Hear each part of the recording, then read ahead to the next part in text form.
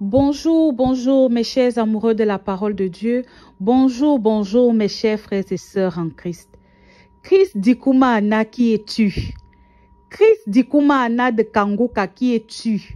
Papa Kanguka, qui es-tu? Oh Seigneur Jésus, le Seigneur est merveilleux. Le Seigneur Jésus-Christ n'a pas changé. Il est le même aujourd'hui et éternellement. Comme vous le voyez là en titre, une dame sans trompe.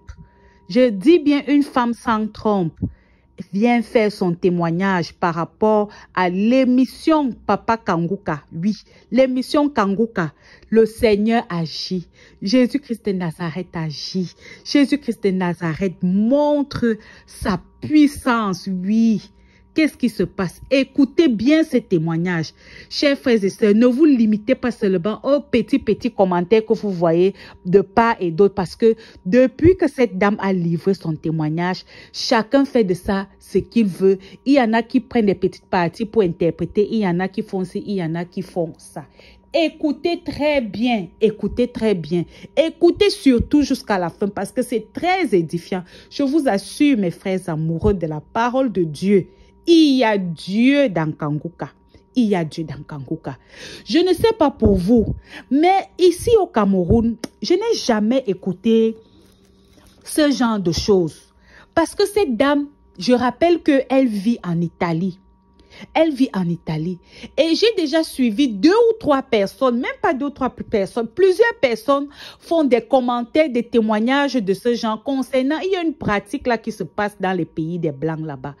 Parce que comme je le disais, ici au Cameroun, je n'ai jamais entendu qu'on est allé faire une telle chose sans demander l'accord de la personne. Je vous explique, parce que je ne veux pas juste me plonger sur, au niveau de la conclusion. Qu'est-ce qui se passe donc? Une dame, comme je le disais, sans trompe, est venue témoigner de la merveille de la main de Yeshua, de Jésus, de Yahweh Sabaoth dans sa vie. Elle dit que depuis 24 ans, elle attendait sa visitation. Elle attendait sa visitation. C'est une jeune Camerounaise vivant en Italie. Elle attendait sa visitation. Imaginez, 24 ans de mariage. Maman, 24 ans de mariage, elle attendait sa visitation. Avant de connaître Kanguka, elle a commencé, comme bien entendu, toute femme qui a ce désir-là, tu vas commencer par les hôpitaux. Bon, certaines commencent par les hôpitaux, d'autres commencent par les ngangans. Mais toujours est-il qu'il y a les hôpitaux qu'on fait et puis il y a les ngangans. Donc, c'est comme ça qu'elle a marché. Elle a marché. Elle n'est pas allée où, elle n'a pas frappé à quelle porte. Maintenant, son dernier recours, donc, en étant en Italie, c'est comme ça qu'elle commence ses visites à l'hôpital. Que, voici mon problème. Je viens consulter ma gynécologue parce que là où c'est là, ça fait 24 ans que je suis mariée. Je n'ai pas encore eu ma visitation. Bref, elle explique son problème. On commence, vous connaissez comment ça se passe. Bref, je ne connais pas très bien en Italie, mais d'après les témoignages bref, elle m'a dit qu'elle a commencé à faire ses visites. Une fois, donc, dans ces visites, donc, elle a même, on l'a opérée. Parce que généralement, quand on entend des femmes qui cherchent leur visitation, qui cherchent la grâce de la maternité, généralement, elles disent que le médecin avait dit qu'il y avait un problème de si, les fibromes, les si, c'est monté, c'est descendu. Il fallait d'abord nettoyer tout l'appareil et il fallait faire si, d'autres ont tel... Bref, il y a tellement de problèmes qui surgissent. Elle dit donc que elle avait donc subi une opération. Pour elle, elle pensait que non, c'était juste pour enlever les petites imperfections qui étaient dans son appareil génital. À sa grande surprise, donc, ce qu'elle était venue chercher à l'hôpital, elle attend, elle ne voit pas.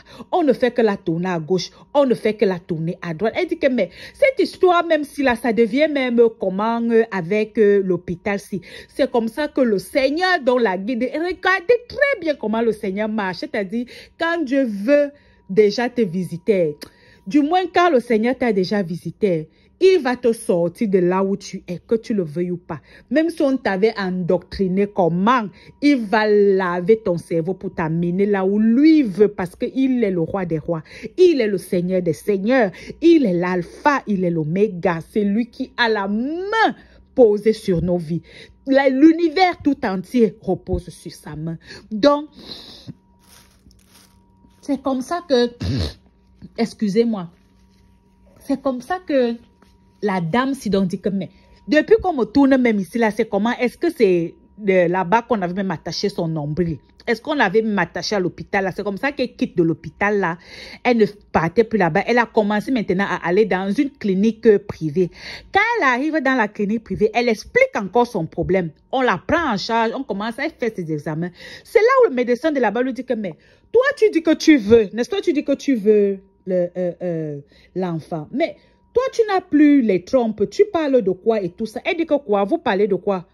Oh, le médecin de la clinique privée là lui explique que non, maman, je vois ici que tu n'as plus les trompes. Qu'est-ce que... Elle dit quoi? C'est là où elle se souvient donc de l'opération qu'elle avait eu à faire. Elle dit donc qu'on ne lui avait pas dit qu'on avait enlevé ses trompes. Elle dit que mais comment ça? Et comme je le disais au début, j'ai entendu beaucoup de personnes qui vivent du côté de Mbenglaba raconter ce genre de choses que parfois tu arrives à l'hôpital, c'est pas partout, mais certaines personnes qui ont témoigné, qui ont eu ce genre de problème, disent que parfois tu arrives là-bas, ils vont te faire signer les documents, ils te font signer, tu ne lis pas parce que tu es pressé, tu es venu pour un problème, tu as expliqué ton problème. Donc, normalement, toi, tu sais qu'on te fait signer les papiers par rapport à ton problème, mais ils vont te faire signer des papiers et comme ils savent que tu ne vas pas lire.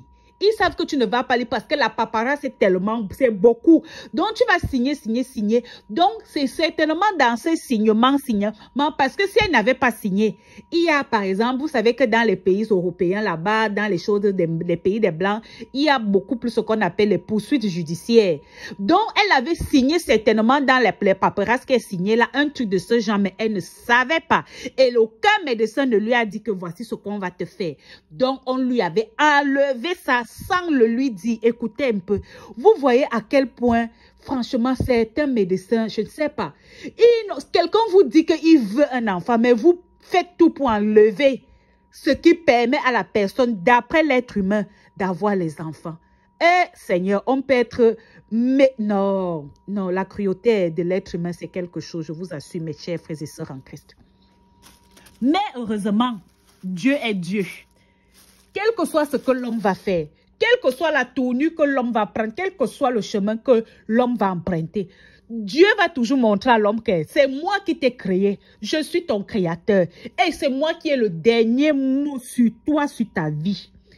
Quel que soit ce que vous faites, c'est moi qui décide, Dieu. Donc, comme je le disais, dans la miséricorde de Dieu, c'est comme ça que la femme rentre étant dépassée que, oh, donc vrai, l'affaire c'est fini pour elle. Mais comme Dieu ne dort, c'est comme ça qu'elle entre donc en contact avec l'émission Kanguka. Elle a donc commencé à prier. Vous voyez le degré de foi de cette dame. Oh Yahweh, oh Seigneur. C'est une histoire qui fait franchement, ça fait couler beaucoup de larmes. Ça donne des frissons. C'est comme ça qu'elle commence donc à prier avec Kanguka. Elle prie avec Kanguka matin, midi, soir, nuit et jour. Elle implore la miséricorde de Dieu dans sa vie. Que le Seigneur Jésus-Christ ait pitié d'elle. Elle priait comme ça, elle dit que papa. Et elle dit que les versets qui l'ont remonté dans la Bible quand elle priait avec l'homme de Dieu, Christ Dikoumana dans l'émission Kanguka. C'était premièrement, il y a un verset biblique là qui dit que quand le Seigneur demande à l'un de ses serviteurs que est-ce que tu penses que ces ossements-ci, les ossements desséchés, que est-ce que tu penses que les ossements desséchés-ci peuvent revenir à la vie? L'homme de Dieu a dit que Seigneur, c'est toi seul qui le sais. Et effectivement, le Seigneur a vu la foi de cet homme. Le Seigneur a donné la vie aux ossements séchés. C'est un peu comme si tu finis de manger le poisson, il y a les arêtes de poisson là partout, tout bien tu finis de manger le poulet, et puis il y a les os du poulet là que tu as fini de bien sucer, même de croquer, même c'est posé là. Et le Seigneur vient te dire, mon enfant, est-ce que tu penses que ces os que tu viens de mâcher, jeter, s'ils peuvent redevenir un poulet? C'était un peu ça. Elle dit que c'est comme ça, c'est cette parole-là qui la réconfortait, qui disait que Seigneur, si tu as pu ramener des ossements séchés à la vie, Seigneur, souviens-toi de mon cas. Souviens-toi de mon cas. Je n'ai plus de trompe, mais j'ai confiance en toi. Seigneur, souviens-toi de moi. souviens-toi de moi. Mes chers frères et sœurs, elle dit qu'elle a commencé à prier avec Kangoka, comme ça, à prier le Seigneur, prier le Seigneur. L'autre verset qu'il a remonté, c'est le verset de Anne et de sa coépouse Péninia, que quand Péninia se moquait d'Anne, que Anne n'a pas d'enfant, que c'est ça qu'il a remonté, il disait que hey, Seigneur, regarde comment les gens se moquent de moi, que je n'ai pas d'enfant, je suis dans un foyer. Souviens-toi de moi, Seigneur, souviens-toi de moi, Yahweh Sabaoth. Ça la réconfortait, ça la réconfortait. C'est comme ça qu'un jour, comme ça là, elle dit que c'était tombé pendant le Covid, la période du Covid, là, je pense que c'était en 2019, si je ne me trompe, la période du Covid. Elle a commencé à mal se sentir, mal se sentir, mal se sentir. Elle, dans sa tête, elle ne pouvait même pas imaginer qu'il y avait un lien avec l'enfant. Elle va à l'hôpital, on lui fait le test, on lui dit que madame, vous êtes enceinte. Elle dit quoi? On lui dit oui, madame, vous êtes enceinte. Mais on lui dit que comme c'est la période du Covid, il faut rentrer et tu restes en confinement parce que là où c'est là, on ne peut rien te donner, tu ne peux rien prendre et tu ne peux pas venir faire les visites à l'hôpital parce qu'on est en confinement. Elle dit qu'elle est restée. Dans sa grossesse, elle est restée. Elle appelle dans l'hôpital qui lui avait fait la chirurgie, si sans lui dire. Elle dit aux infirmières, la côte dame de l'hôpital, ah, comme vous voyez là, je suis enceinte. On lui dit que, mais tu parles de quoi? Donc, elle ne savait pas qu'elle était déjà au courant que ce qu'ils avaient fait. Elle dit donc que comme vous voyez là, je suis enceinte. Les femmes lui disent que mais enceinte comment, tu es en train de délirer. Elle dit donc laisse les gens tranquilles. Elle dit je vous dis, elle dit que pardon. Il raccroche. Elle reste tranquille. La deuxième fois, elle rappelle encore, elle dit que je vous dis que je suis enceinte. On lui dit que bon, tu as fait comment pour tomber enceinte? Elle dit que c'est le Dieu Tout-Puissant qui m'a fait tomber enceinte. Parce que vous, les médecins, vous voyez, vous dites ce que vous connaissez, vous avez appris à l'école. Mais il y a le Dieu des dieux, le médecin par excellence. Oui, l'alpha et l'oméga. C'est lui qui décide de tout. C'est lui le Dieu de miracles. C'est lui qui opère des merveilles dans la vie de ses enfants qui croient en lui. C'est lui qui m'a donné l'enfant. Elle dit que jusque-là, les femmes là n'ont pas cru. Donc, elle vient aujourd'hui pour témoigner. Elle a accouché d'un beau garçon. Ah, Seigneur Jésus, qui est comme toi, Yahweh? Quelqu'un qui n'a pas de trompe. Hey. Wow, Jésus. Mes chers frères et sœurs, cette dame-là a fait son témoignage avec son enfant qui pleurait dans ses bras. Pas pleurer que pleurer, mais l'enfant, vous connaissez quand l'enfant fait un peu les petits gagouillements là, que l'enfant était, on entendait l'enfant qui était en train de parler, si je peux dire ça comme ça. Ah, Kangoka, dont elle est venue remercier notre Seigneur Jésus-Christ de Nazareth, qui n'a pas de limite, qui est sans fin, qui opère des miracles, qui est le Dieu Tout-Puissant.